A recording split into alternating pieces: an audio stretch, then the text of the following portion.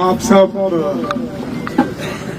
साथियों को मेरी तरफ से अस्सलाम वालेकुम।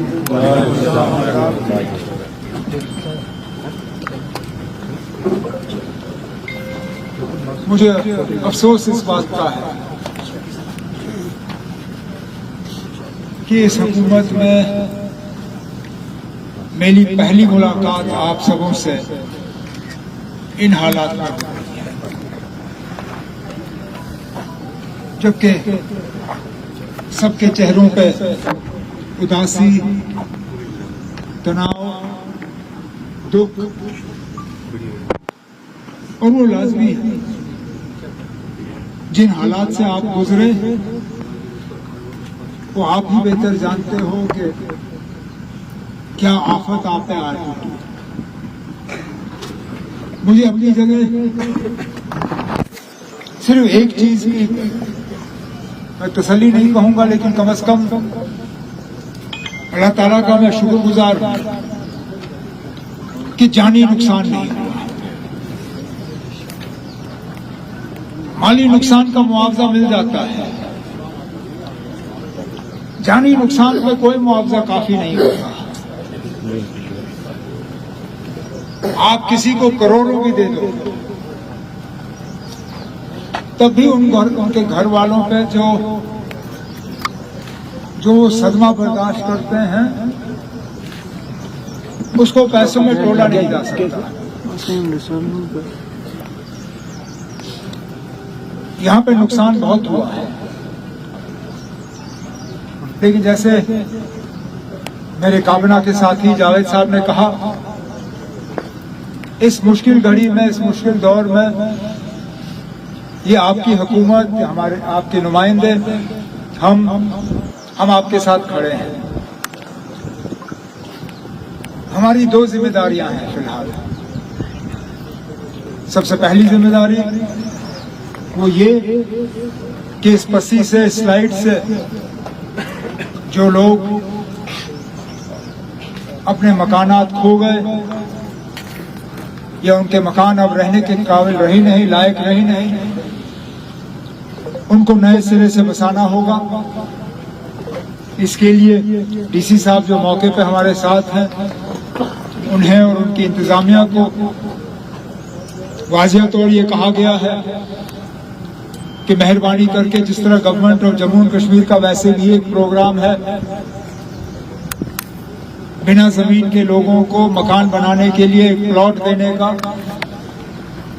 बिल्कुल उसी तरीके से यहाँ जिन लोगों के मकान बह गए हैं उनके लिए सरकारी जमीन का जो कोई एक हिस्सा होगा उसमें से प्लॉट निकाल के वो जमीन उनके हवाले की जाए।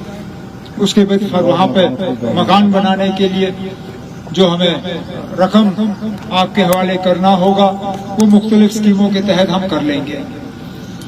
मुझे अपनी जगह इस बात का एहसास है कि चंद हफ्तों में सितंबर का महीना खत्म होगा, 2-2.5 महीनों में सर्दियां शुरू होंगी।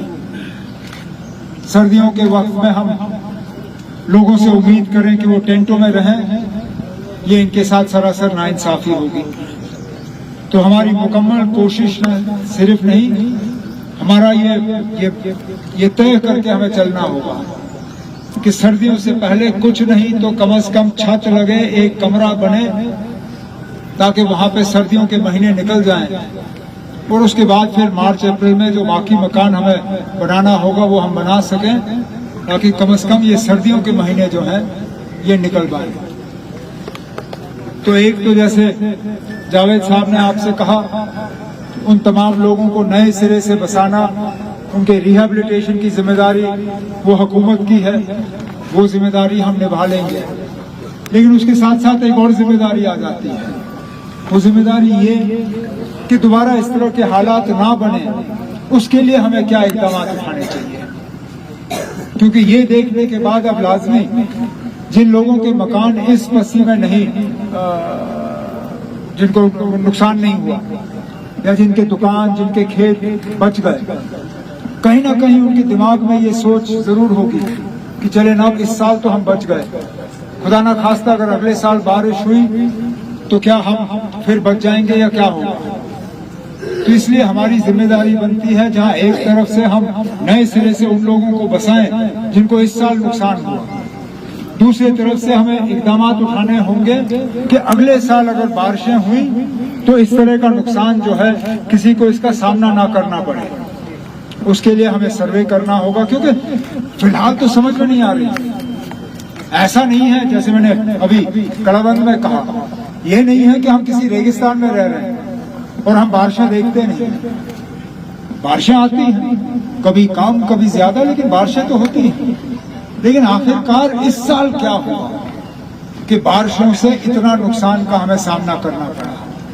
तो इसके लिए यूनिवर्सिटी के तरफ से, जियोलॉजिकल सर्वे ऑफ इंडिया की तरफ से मरकजी हुकूमत ने भी हमें कहा हुआ है कि वो हमें एक एक्सपर्ट्स की टीम जो है वो तैनात करके हमें दे के यहाँ भेजे हैं, ताकि वो यहाँ देखें कि ये नुकसान क्यों हुआ और आगे जाके इस तरह का नुकसान दोबारा ना हो। इसके लिए हमें क्या इक़दाम उठाने होंगे, दोनों चीजों पे जो है हम काम कर लेंगे। मैं सिर्फ और सिर्फ आज ना कोई सियासत करने, ना कोई लंबी तकरीर करने, ना कोई अपनी हुकूमत के बारे में कोई बात करने आया हूँ। सिर्फ आप लोगों के साथ हमदर्दी, आपके कंधों पे अपना हाथ रख के आपको यकीन दिलाने के लिए कि ये आपकी हुकूमत है, इस मुश्किल दौर में हम आपके साथ हैं और जितना भी हमें करना होगा मरकजी हुकूमत के साथ मिलके आप लोगों को दोबारा यहाँ पे बसाने के लिए और दोबारा आबाद करने के लिए ये हुकूमत आपके लिए तमाम वो इक़दाम उठा लेगी। यही मैं आपको वादा करने के लिए